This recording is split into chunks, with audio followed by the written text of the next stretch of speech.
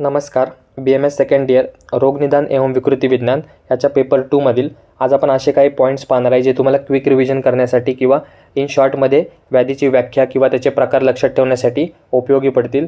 तर असे काही पॉईंट्स आपण या व्हिडिओमध्ये बघणार आहे. तर व्हिडिओ शेवटपर्यंत नक्की पहा. तुम्हाला उद्याच्या पेपरसाठी किंवा रोगनिदान पेपर 2 साठी खूप उपयोगी पडणार आहे.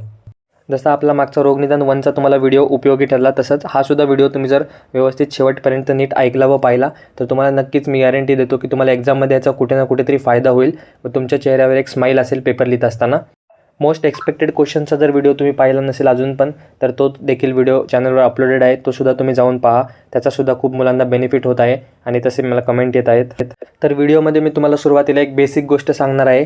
म्हणजे ही गोष्ट सांगण्यासारखी तर नाही आहे, परंतु आता व्हिडिओमध्ये ती तुम्हाला पुढे खूप जागेवर उपयोगी पडणार आहे. त्यासाठी मी तुम्हाला एक गोष्ट सांगत आहे.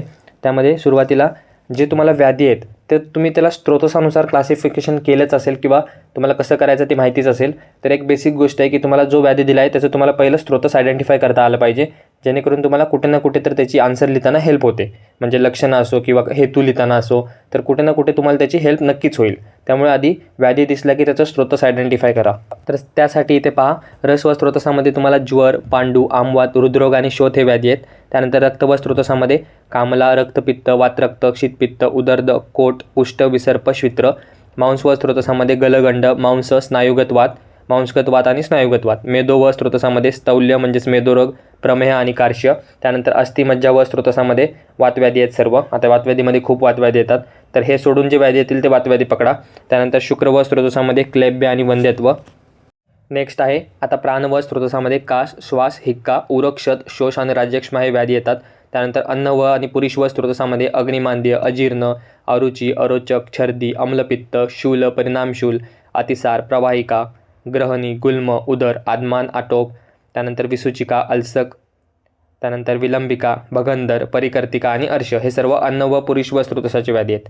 नेक्स्ट आहे उदक व स्त्रोतस. त्यामध्ये तृष्णा, दाह. मूत्र व स्त्रोतसामध्ये दोनच व्याधी आहेत, मूत्रकृच्छ आणि मूत्राघात. स्वेद व स्त्रोतसामध्ये इंद्रलुप्त किंवा खालित्य. आणि मनोमय स्त्रोतसामध्ये उन्माद, अपस्मार, विषाद, मदमूर्छा, संन्यास आणि अनिद्रा. तर ही एक बेसिक गोष्ट होती जी तुम्हाला माहिती पाहिजे, जेणेकरून तुम्हाला तो व्याधी आला की त्याला क्लासिफाय करता येईल आणि ते सुद्धा तुम्ही 1-2 पॉईंट त्यामध्ये ॲड करू शकता. तर आता व्हिडिओमध्ये पाहूयात पुढे अजून काही कंटेंट आहे. तर आता आपण वेगवेगळे व्याधी तर पाहिले, तर इथं मी तुम्हाला शॉर्टमध्ये एका लाईनमध्ये कोणत्या व्याधीला कसं क्लासिफाय किंवा कोणत्या व्याधी कसं समजायचं प्रत्येक म्हणजे एका वाक्यामध्ये. तर पक्षाघात, शरीराच्या अर्ध्या भागामध्ये वैकल्य येतं आणि लकवा किंवा शिथिलता येते. अग्निमांद्य, अग्नीची पचनशक्ती उणावते. अजीर्णामध्ये काय होतं, आहाराचं पचन व्यवस्थित होत नाही म्हणून तो महास्त्रोतसात राहून त्याची लक्षणे दिसतात. स्वरूप कसा, आशुकार्य, अभ्यंतर मार्गाचा व्याधी आहे आणि अन्न व स्त्रोतसाचा आहे. त्यानंतर अनाह, संपूर्ण उदरामध्ये वाताचा संचय होतो, अभ्यंतर मार्गाचा व्याधी आहे. त्यानंतर आदमांमध्ये केवळ आमाशयामध्ये वातसंचय होतो. आटोपमध्ये काय होतं, वातसंचितीमुळे उदरात गुडगुड असा आवाज येतो. तर अनाह, आदमान, आटोप ह्याच्यामध्ये क्लासिफाय कसं करायचं तर या प्रकारे. त्यानंतर अम्लपित्त, पित्ताच्या अन्य गुणापेक्षा त्याचा अम्लगुण वाढलेला असतो. त्यानंतर शूलामध्ये शंकू खुपसल्याप्रमाणे उदरात वेदना होतात. अतिसार, द्रव्यरूप मलाचे गुदमार्गातून अतिसरण होते. प्रवाहिका, मलप्रवृत्तीच्या वेळी कुंठावे लागते. त्यानंतर ग्रहणी अवयवाची विकृती होते, सोबतच ग्रहणीचं कार्य देखील बिघडतं. त्यानंतर नेक्स्ट अल्सकमध्ये काय होतं तर आमाशय दुर्बल होतो, शिथिल होतो आणि मग तसं अन्न तसंच आमाशयामध्ये पडून राहतं. विसूचिका, आमाजीर्णामुळे सर्व शरीरामध्ये सुया टोचल्याप्रमाणे वेदना होतात, त्या व्याधीला विसूचिका म्हणतो. त्यानंतर विलंबिका, अल्सकाचीच पुढची अवस्था आहे ती म्हणजे विलंबिका. त्यानंतर मूत्रकृच्छ आणि मूत्राघात. मूत्रकृच्छ म्हणजे अतिशय कष्टाने, पीडायुक्त आणि थांबून मूत्र प्रवृत्ती होते, कृच्छ. आणि मूत्राघात म्हणजे काय, मूत्र कमी किंवा बाहेरच जाऊ शकत नाही, त्याला मूत्राघात म्हणतात. तर व्हिडिओ शेवटपर्यंत नक्की पहा. हे जरा बेसिक गोष्टी आहेत. पुढे व्हिडिओमध्ये तुम्हाला एक खूप इम्पॉर्टंट गोष्ट मी तुम्हाला सांगणार आहे, जेणेकरून तुम्हाला ती सर्व गोष्टींमध्ये अप्लाय करता येईल, सर्व व्याधींमध्ये अप्लाय करता येईल. त्यासाठी व्हिडिओ शेवटपर्यंत नक्की पहा. नेक्स्ट आहे श्वास. उच्छ्वासाची गती वाढते आणि लोहाराच्या भात्याप्रमाणे श्वसन होतं. कासमध्ये कासाच्या फुटक्या भांड्याप्रमाणे ध्वनी होतो. त्यानंतर हिक्कामध्ये हिक असा ध्वनी उत्पन्न होतो. ज्वर काय आहे तर देह व मन संताप आणि मनाचे कार्य योग्य होत नाही. पांडुव्याधीमध्ये फिक्कटपणा असतो, पिवळसर पांढरा वर्ण हे प्रधान लक्षण असतं. कामलामध्ये विविध आहारविहारविषयी इच्छा नष्ट होते. रक्तपित्तामध्ये दुष्टपित्ताचा रक्तासोबत संबंध होऊन पित्ताचा रक्ताप्रमाणे गंधवर्ण होतो. शोथ, शरीरावर उंचवटा सूज उत्पन्न होणे त्याला शोथ म्हणतो. उदर, वायूचा प्रकोप होऊन उदर त्वचा मांसाश्रय होऊन उत्सैद उत्पन्न होतो. त्यानंतर नेक्स्ट आहे कुष्ठ, त्वचेचे वैवर्ण्य व कालांतराने कोट उत्पत्ती होते. शीतपित्तामध्ये काय होतं, पित्ताबरोबर कफ आणि वायूचा अनुबंध होऊन गांधी येतात शरीरावर, त्याला शीतपित्त म्हणतो. शीतळामध्ये त्वचा विवर्णता आणि अपरिस्राव्य असतो. विसर्प, शरीरात फोड, पुरळ, शोथ त्वरित पसरतो. स्थौल्यामध्ये श्रोणीमंडल, पोट, स्तन हे लोळू लागतात आणि हलतात. कार्शमध्ये नितंब, पोट, मान हे सुकतात आणि धमनीजाळ दिसते. त्यानंतर आमवात, आमाने युक्त असा वात सांध्यात विकृती करतो. वात रक्तामध्ये दुष्ट वात व दुष्ट रक्तात समूर्छना होऊन वात रक्त उत्पन्न होतो. गृध्रसी, वाताची वृद्धी होते. त्यानंतर वात व धमनी दुष्ट होऊन कंबर, पृष्ठ, उरू, जानू वेदना होतात. त्यानंतर अर्धित, वायू मुखाला पीडा करून अर्धा भाग वाकडा होतो मुखाचा, त्याला अर्धित असं म्हणतो. तर हे होते काही व्याधी आणि त्याला पटकनमध्ये तुम्ही क्विक रिव्हिजनमध्ये कसं करू शकता. तर मागे आपण सांगितलं त्याप्रमाणे तुम्ही व्याधींची प्रत्येका व्याधीचा अर्थ किंवा त्याची व्याख्या म्हणू शकता, तसे रिवाईज करू शकता. आणि आता प्रकार कसे रिवाईज करायचे, तर प्रकार रिवाईज करण्यासाठी मी असं शॉर्टमध्ये लिहिलं होतं, जेणेकरून आपण जेव्हा वाचून होतं तेव्हा तुम्ही सुद्धा तुमच्या अक्षरामध्ये रफमध्ये असं लिहित जावा, जेणेकरून जेव्हा आपण असं लिहितो तेव्हा पेपरमध्ये आपल्याला असंच पॉईंट आठवत राहतात. तर अतिसाराचे चरकांनी वातज, पित्तज, कफज, सन्निपातज असे प्रकार सांगितलेत. वाघभटांनी शोकज आणि भयज ॲड केलेत. त्यानंतर सुश्रुत म्हणजे ते सर्व सांगितलेत. आणि सुश्रुत आणि माधव निदानांनी वात, पित्त, कफज, सन्निपातज आणि शोकज आणि आमज सांगितलं आहे. तर इथं भयज आणि आमजचा फरक आहे. त्यानंतर प्रवाहिका, वातज, पित्तज, कफज आणि रक्तज.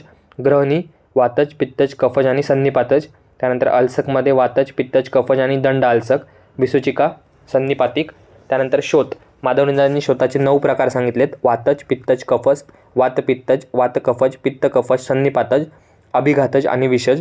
त्यानंतर चरकांनी 3च सांगितले, वातज, पित्तज, कफज आणि काश्यपांनी निज आणि आगंतुज.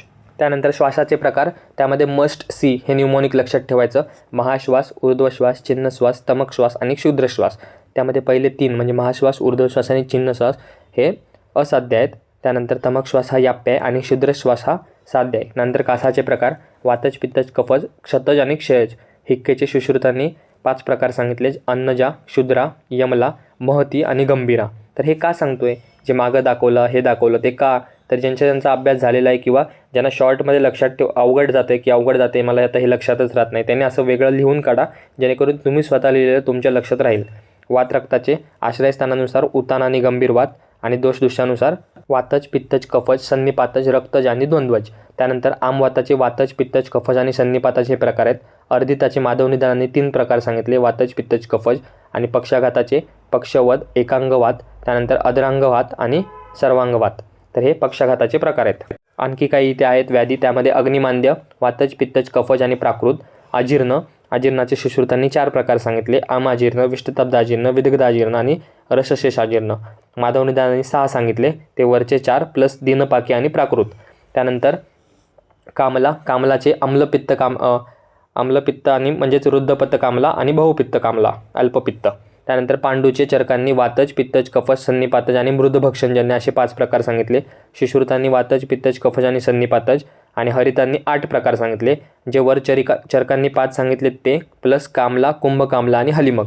तर इथे तुम्हाला MCQ, SAQ, LAQ कसा पण प्रश्न विचारू शकतात.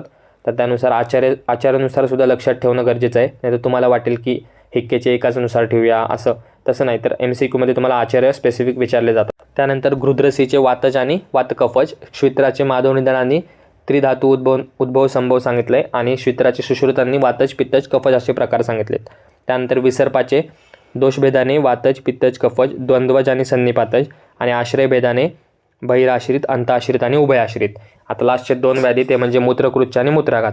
मूत्रकृच्छाचे वातज, पित्तज, कफज, सन्निपातज, पुरीषज, अश्मरीज, शुक्रज आणि अभिघातज असे टोटल 8 प्रकार सांगितलेत मूत्रकृच्छाचे. आणि मूत्राघाताचे 13 प्रकार सांगितलेत. हे कन्फ्युजिंग गोष्ट आहे, तर इथे कन्फ्यूज होऊ नका. मूत्रकृच्छ 8 प्रकार, मूत्राघात 13 प्रकार. कधी आपण अशा गोष्टी लक्षात ठेवतो की हा व्याधी आहे, तर मी ह्याच्यात एवढे प्रकार केले होते मग तो हा व्याधी आहे, तर त्यामुळे तुम्हाला एक्झाममध्ये कन्फ्यूज होऊ शकतं. त्यामुळे अशा गोष्टींमध्ये कन्फ्यूज होऊ नका, कारण तुमचं पूर्ण आन्सर चुकू शकतं. मूत्राघाताचे 13 प्रकार, वातकुंडलिका, मूत्राष्ठीला, वातबस्ती, मूत्रातीत, मूत्रजठर, मूत्रोत्संग, मूत्रक्षय, मूत्रग्रंथी, मूत्रशुक्र. त्यानंतर मूत्रसाद, विडंग विघात आणि बस्तीकुंडल, उष्णवात. तर हा होता एक व्हिडिओ ज्यामध्ये आपण व्याधींची व्याख्या किंवा त्याचं एक लाईनमध्ये त्याचा अर्थ पाहिला, जेणेकरून तुम्ही व्याधी डिफरन्शिएट करू शकता. सोबतच कोणता व्याधी कोणत्या स्रोतसाचा आहे ते सुद्धा तुम्हाला कळेल. आणि सोबत महत्त्वाचा पॉईंट म्हणजे वेगवेगळ्या व्याधींचे प्रकार, तर ते शॉर्टमध्ये कसे लक्षात ठेवायचे, एक्झामच्या आधी कसं एका कागदावर सगळं अरेंज करायचं ते तुम्हाला मी दाखवलं आहे. तुम्हीसुद्धा स्वतःच्या अक्षरामध्ये तसंच एका रफ पेजवर लिहा, जेणेकरून तुम्हाला पेपरमध्ये सुद्धा तसंच आठवेल. तसंच हा जर व्हिडिओ तुम्हाला आवडला असेल तर व्हिडिओला लाईक करा, चॅनलला सबस्क्राईब करा, तुमच्या इतर मित्रांमध्ये शेअर करा. लवकरच भेटूया एका नवीन व्हिडिओमध्ये नवीन टॉपिकसोबत. धन्यवाद. पुढच्या म्हणजे उद्या सकाळच्या व्हिडिओमध्ये मी तुम्हाला कोणताही व्याधी कसा लिहायचा, कोणताही व्याधी येऊ, जर तुम्हाला वाचला असेल नसेल तो कसा अटेम्प्ट करायचा ह्याचं मी एक व्हिडिओ शॉर्ट बनवणार आहे. तर तो उद्या सकाळी तुम्हाला अपलोड केला जाईल. तो उद्या तुम्ही अवश्य पाहू शकता. त्याआधी तुम्ही सर्व व्याधी व्यवस्थित वाचा, डिटेलमध्ये अभ्यास करा. So guys, subscribe Ayurveda Essence for more such videos. You will get all handwritten notes here.